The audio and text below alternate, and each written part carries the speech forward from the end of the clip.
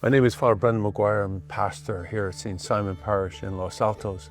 We like to consider ourselves here as the center of Silicon Valley. We're the Diocese of San Jose, which is also a diocese, of course, that holds the majority of Silicon Valley companies. I first had the inkling of being called to a priest when I was a young child, when I was 14 years old back in Ireland. I grew up in a family of 12 children with a deep devotion. My parents had deep devotion to a daily mass. One of those days I felt this call. I was like, no, I don't want to do that. And the Lord said, well, I'd like you to do it. I said, no, I want to be in Silicon Valley. I want to be a rich person. And so I pushed it off. And so I pushed that vocation off until I kind of negotiated with God and said, I'll wait till I get my college degree. And then when I got my college degree, I negotiated again. Wait till I get my master's. And then when I got my master's, I negotiated again and said, wait till I get my first job. And then when I said, I want to be really successful. And so when I was successful, I said, well, when is when? So I eventually said, okay, fine. I'll go in, but you got the wrong Brendan McGuire. Never bet against the Lord. I had the wrong. So he was right. And I loved it. And I've never looked back since. Today and tomorrow, a new tool, microelectronic chips like this, will aid human progress.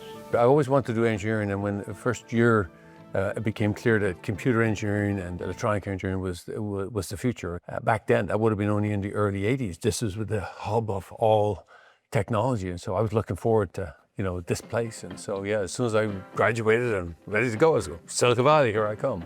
Technology gives us new tools and often new complexities. But increasing productivity isn't simply a matter of applying new technologies. It involves an interaction between technology and humanity.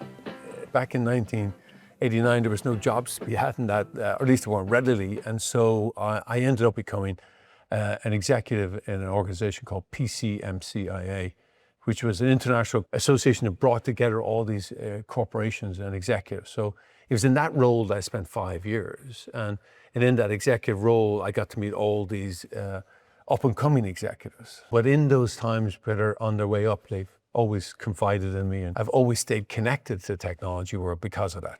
Even when I was doing technology, I was doing a lot of ministry in the church. So I was doing specifically youth ministry in the church. I do a lot of camp work. And so I would take off several weeks a year just to give back my time. So I always stayed connected, even though I was doing this technology and traveling the world with that. I still had this calling. I couldn't shake it. I thought by giving myself back 4 or 6 weeks a year, that was enough. But the Lord kept on asking for more. Even though I was on a path for a very successful career, and I was working with Motorola and IBM and Intel and all the major companies, I was interacting with them all the time, executive vice presidents and all that. I still felt this call to go back to follow the Lord in church, and to become a priest. And so eventually I was on a business trip. I always remember it was a business trip around the world. We were about coming out with a new standard and I had to promote it around the world. So I went around this, literally we started out in Tokyo and Taiwan and came across to Germany and Brussels, and then ended up back in the US and covered all the US.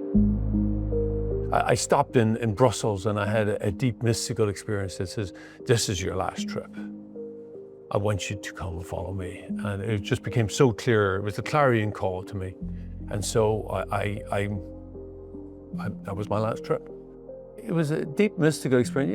It's always God talking to me, but I'm not sure if it's a bounding voice as much as it is a clearness of the heart, a clarity of the heart. You get stuff out of the way, and then all of a sudden, so like I knew my path was like this. So I often explain to people, when I'm explaining this to young people, I explain it like this.